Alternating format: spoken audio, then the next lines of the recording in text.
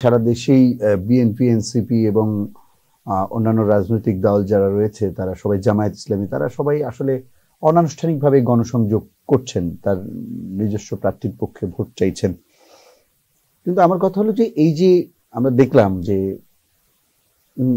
আন্তর্জাতিক অপরাধ ট্রাইব্যুনাল প্রায় 25 জন সাবেক এবং বর্তমান সেনা কর্মকর্তার বিরুদ্ধে গ্রেপ্তারি পরোয়ানা জারি করলো, সেটিকে নিয়ে আসলে আপনার কি মনে হয় যে আগামী নির্বাচনের প্রভাব পড়বে কিনা, বা সরকার এবং সেনাবাহিনীর মধ্যে একটা দ্বান্দ্বিক পরিস্থিতি তৈরি হবে কিনা, নির্বাচনে সেটির প্রভাব পড়বে কিনা, আপনার কি মনে হয়? আসলে আপনি অবশ্যই জানেন যে বাংলাদেশের যে গোয়েন্দা সংস্থাগুলো আছে,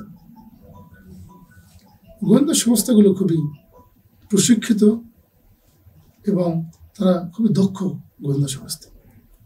আজকে দেখেন এই বাংলাদেশকে নিয়ে পার্শ্ববর্তী রাষ্ট্র তথা বাংলাদেশের ভিতরে অবস্থানকারী কিছু আওয়ামী দোসর যাতে নির্বাচন না হয় এবং বাংলাদেশকে যাতে অস্থিতিশীল রাষ্ট্র হিসেবে যাতে উপস্থাপন করা যায়, সেই হিসেবে তারা বিভিন্ন পন্থা অবলম্বন করছে। বিশেষ করে সেনাবাহিনী থেকে শুরু করে বিভিন্ন প্রশাসনের মাধ্যমে আপনারা দেখেছেন বিভিন্ন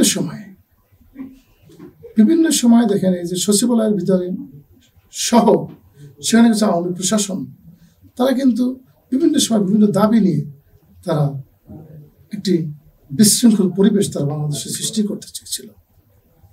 শাহবাগ মোড়ে বিভিন্ন সময় বিভিন্ন ভাবে বিভিন্ন দলের ব্যানার লাগিয়ে তারা কিন্তু একটা দেশকে অস্থিতিশীল পরিবেশ সৃষ্টি করার পায়তারা করেছিল।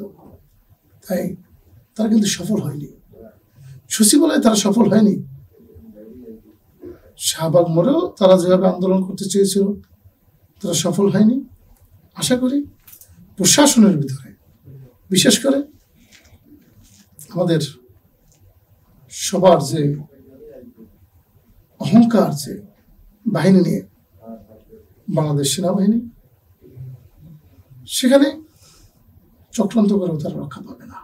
আসলে আপনি বলেছেন যে 25 জনকে সাজা দেওয়া হয়েছে বা 25 জনের বিরুদ্ধে যে গ্রেপ্তারি পরোয়ানা জারি করা হয়েছে, এগুলো তো আসলে পূর্বে তারা বিভিন্ন অপরাধের সাথে জড়িত ছিল।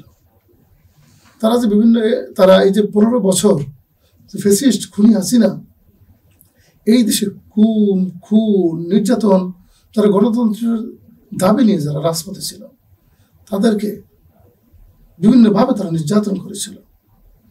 এই নির্যাতন থেকে শুরু করে গুম খুনের সাথে এরকম বাহিনী তারা জড়িত ছিল, প্রমাণ আছে বিদায়ী আজকের আন্তর্জাতিক অপরাধ ট্রাইব্যুনাল তাদের বিরুদ্ধে গ্রেপ্তারি পরোয়ানা জারি করেছে।